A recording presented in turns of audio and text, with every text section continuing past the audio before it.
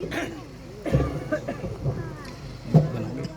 اللہ الرحمن الرحیم الحمدللہ الذی رب کل العالمین والصلاۃ والسلام علیک یا رسولنا و نبینا و شفیعنا و حبیبنا و حبیب ربنا و محبوبنا و محبوب ربنا و مطلوبنا و مطلوب ربنا و مقصودنا محمد من عبد اللہ نور من نور اللہ یا ایھا المشتاقون بنور جمالہ صلو علیہ وآلہ وصحبہ وآلہ بیتہ وذریاتہ وازواجہ اجمعین برحمتک یا ارحم الراحمین۔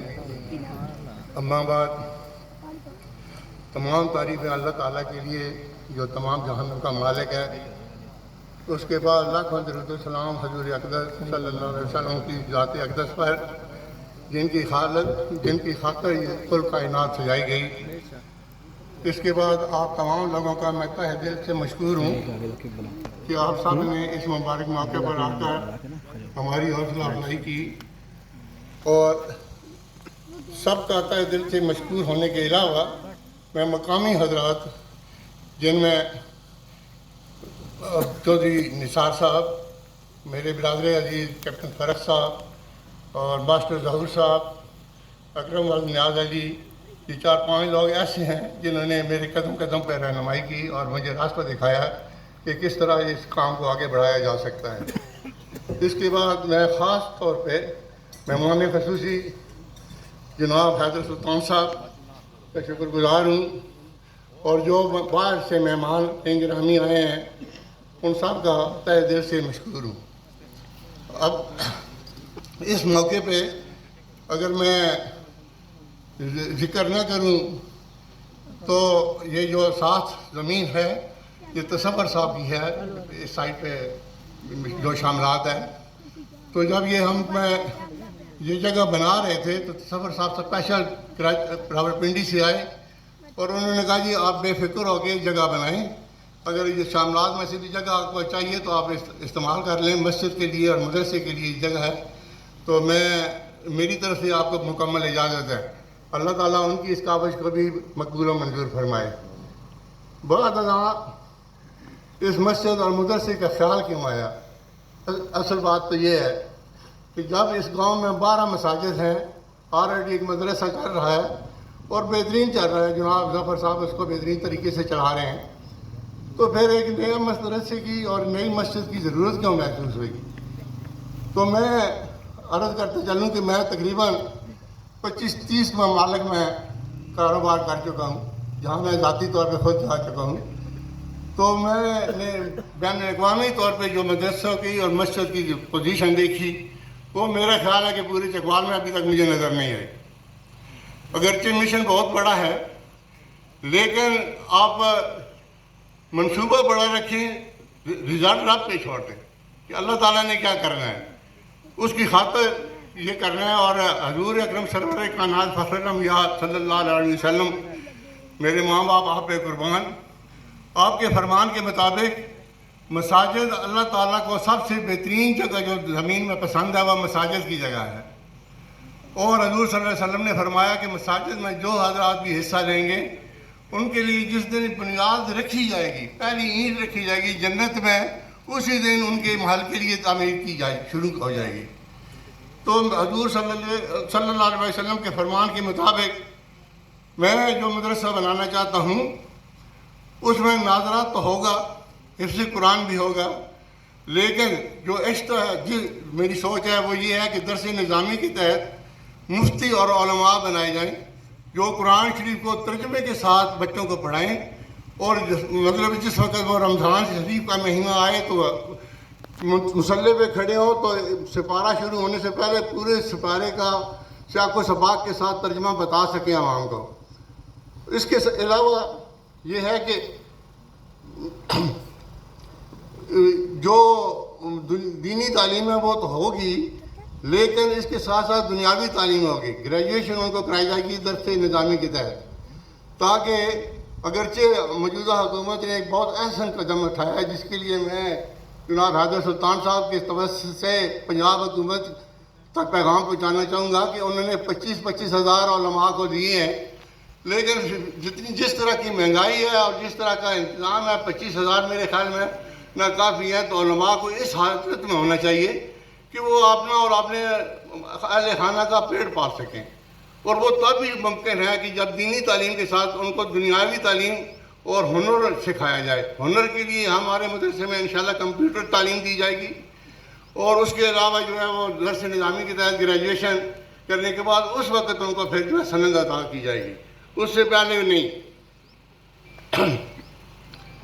تو اس کے علاوہ جو ہے میں دنیاوی تعلیم کے علاوہ جو ہے جو دوسرا سسٹم ہے جو عموماً پوری دنیا میں چھایا ہوا ہے, پاکستان میں اس کو کوئی میرا خیال اچھی نگاہ سے نہیں دیکھا جاتا, سوائے چند مساجد کی میں نے کہیں نہیں دیکھا, کہ بچیوں کی تعلیم پہ اور خاص کر کے عورتوں کو مساجد میں آنے سے پتہ نہیں کیوں روکا جاتا ہے.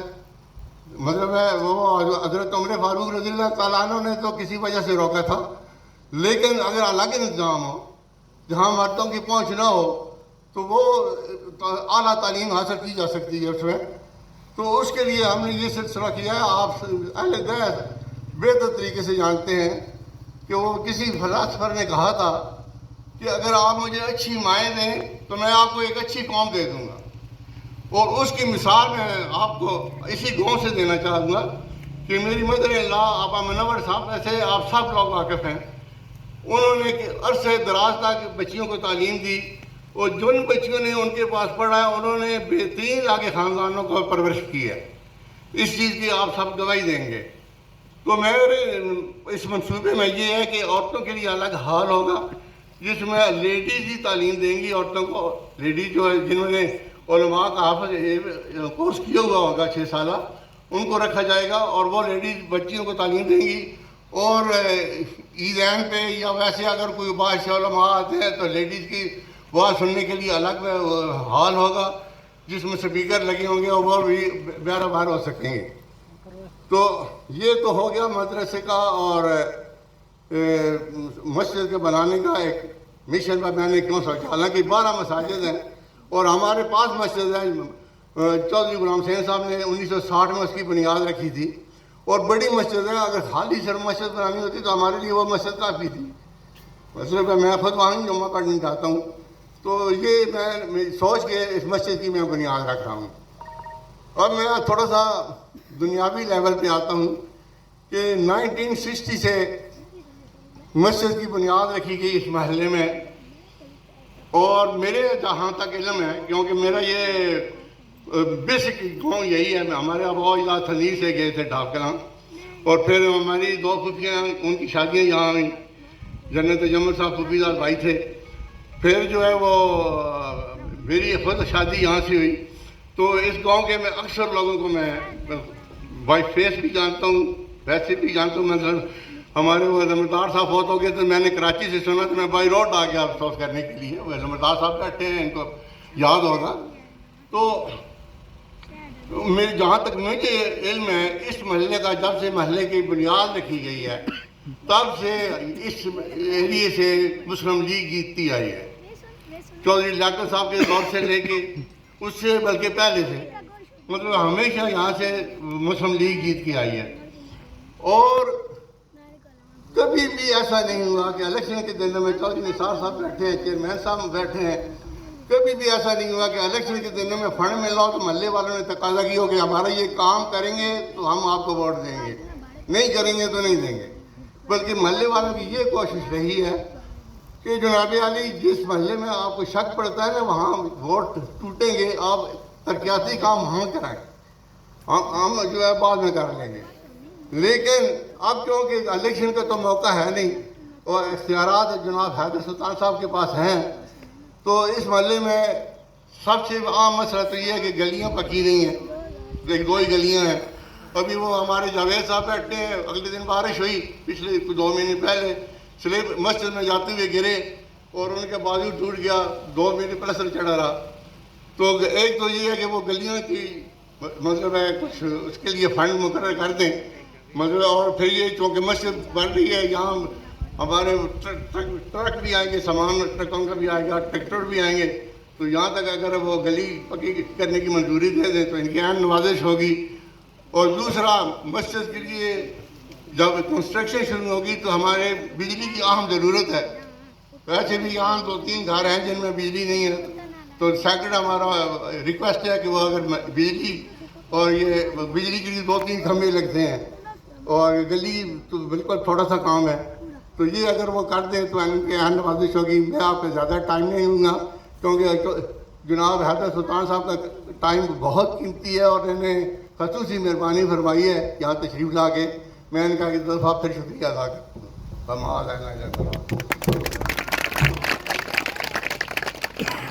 ظفر صاحب کے ارادے بہت اچھے ہیں. اس وقت دنیا میں سکلز کی ہی امپورٹنس ہے اور اسی پہ بات ہو رہی ہے.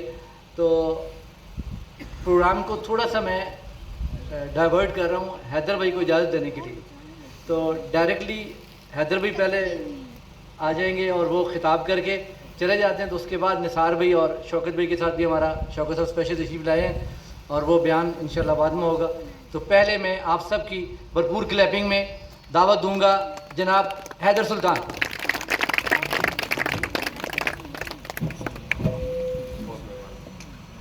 اعوذ باللہ من الشیطان الرجیم, بسم اللہ الرحمن الرحیم.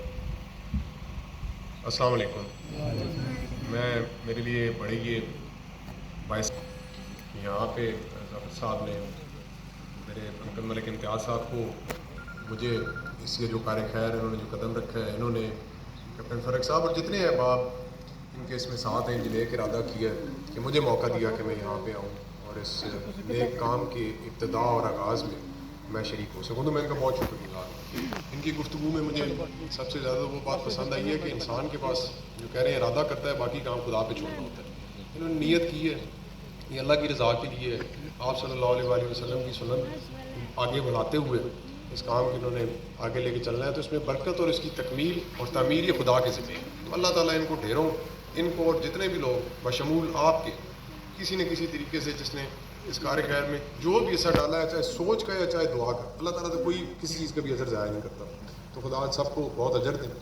اور مجھے ان کے ساتھ ساتھ جو دوسری بات انہوں نے کی کہ بہت سارے ممالک کے تجربے کو مد نظر رکھتے ہوئے جو یہ ایک کمبینیشن کے بارے میں سوچ رہے ہیں کہ واقعی ان دو چیزوں کی بڑی شدت سے ہمیں احساس ہوتا ہے, محسوس ہوتا ہے کہ ہم قرآن مجید کو بڑے احترام اور ادب سے پڑھتے ضرور ہیں, لیکن ابھی تک ہمارے علماء کرام پہ تو میں کوئی تبصرہ نہیں کر سکتا. ہم جو عام لوگ ہیں ہمیں اتنا عبور نہیں ہے, ہمیں سمجھ نہیں ہے کہ اللہ تعالیٰ قرآن مجید میں ہمارے سے ایکچوئل میں کیا نہ کیا چاہتا ہے. تو اس کے لیے یہ بہت ضروری ہے کہ ہمارے عالم نہ صرف ہمارے پاس حافظ صاحبان ہوں بلکہ مفتی صاحبان اور وہ عالم ہوں جو اس تعلیم پہ پہلے خود اللہ کی مدد سے عبور حاصل کریں اور پھر ہمارے جو دیہات ہیں, موضوعات ہیں اور وہاں کے جو لوگ ہیں ان تک اس کی ترسیل ممکن ہو سکے. تو یہ بہت اچھا قدم ہے. اور اس کے ساتھ ساتھ جو انہوں نے دنیاوی حوالے سے کہا ہے وہ بڑا امپورٹنٹ ہے. میں واقعی انہوں نے خود ذکر کر دیا کہ ہماری چیف منسٹر کا اور ہماری گورنمنٹ کا ایک بہت اچھا اقدام ہے جو مختلف شعبہ زندگی میں توجہ جو ہے نا وہ وقت کے جو حکمران ہوتے ہیں یا نمائندگان ہوتے ہیں ان کی ذمہ داری ہوتی ہے اور اس کے وہ جواب دہ ہوتے ہیں کہ اگر وہ وظیفے مقرر کیے گئے جو علماء مولوی صاحبان جو مساجد کی بھاگ دوڑ سنبھال رہے ہیں ان کو ملیں, لیکن اس کے ساتھ ساتھ بہت ضروری ہے کہ دنیاوی کسی نہ کسی علم پہ بھی ان کی کوئی نہ کوئی سبقت مہارت ہو تاکہ آج کل مہنگائی کے دور میں وہ آسانی کر سکے. تو میں بہت اپریشیٹ کرتا ہوں, انہوں نے بڑا اچھا ہے کہ یہ ماڈل پیش کیا ہے اور اللہ تعالیٰ اس کو جلدی مکمل فرمائے. اور اس کے بعد یہ جب سامنے آئے تو باقی جگہوں پہ بھی وہ ایک چیز ہوتی ہے, ایک مثال قائم ہوتی ہے. تو باقی بھی ہمارے علاقے میں ہمارا اوور آل بڑا الحمدللہ اللہ کے کرم سے دین کی طرف ہمارا اوور آل ہماری تحصیل میں لوگوں کا بڑا رجحان ہے. تو باقی بھی جو لوگ اس کار خیر میں حصہ دے رہے ہیں اس ماڈل سے سیکھتے ہوئے باقی جگہ بھی یہ چیزیں اپنے اس میں شامل کریں. رہی ڈیولپمنٹ کی بات تو ظفر صاحب وہ آگے ہم ظفر صاحب کے پاس گئے اور یہ انہوں نے جو گرنے والی مثال وہاں پہ بھی ہوئی, انہوں نے مہربانی کی اور یہی بات بتائی کہ ہمیشہ اس آبادی کا یہ ترجیح ہوتی ہے کہ باقی گاؤں کا فائدہ ہو. تو میں نے اب خود آیا ہوں, دیکھا ہے, اس بہانے ملاقات ہوئی ہے. تو آپ نے دعا کرنی ہے. بجلی تو میرے متعلق ہے نہیں, باقی جو چیزیں ہیں آگے بھی کوشش کی ہے کہ تنیل کمال کے لوگوں کو جو حصہ ہے حصے سے بڑھ کے کچھ نہ کچھ ملے. آئندہ بھی میری کوشش ہوگی کہ میرے ٹینیور میں جو ان شاء اللہ تعالیٰ اعلان تنیل اور اس دے اور یونٹ کونسل کا حصہ ڈیولپمنٹ کے حوالے سے وہ بڑے زور شور سے ان شاء اللہ تعالیٰ کا آپ تک پہنچے گا. باقی اس نیک کام میں اور کہیں بھی میری یا میری ٹیم کی ہماری جو بھی آپ کو ضرورت ہو تو ہم انشاءاللہ تعالیٰ ہمیں خوشی ہوگی کہ ہم اس میں کنٹریبیوٹ کر سکیں. تو آپ نے مجھے یہاں پہ بلایا, مجھے اور میرے دوستوں کی عزت سے نوازا. میں تہ دل سے آپ کا شکر گزار ہوں, اور دعا ہے کہ اللہ تعالیٰ آپ کے لیے انتہائی آسانیاں پیدا کرے, اور جتنے لوگ اس کار خیر کے عمل میں شامل ہیں اللہ تعالیٰ ان کی مشکلات حل کریں اور ان کی خواہشات کو جائز بنا کے مکمل کریں. بہت شکریہ, بہت شکریہ.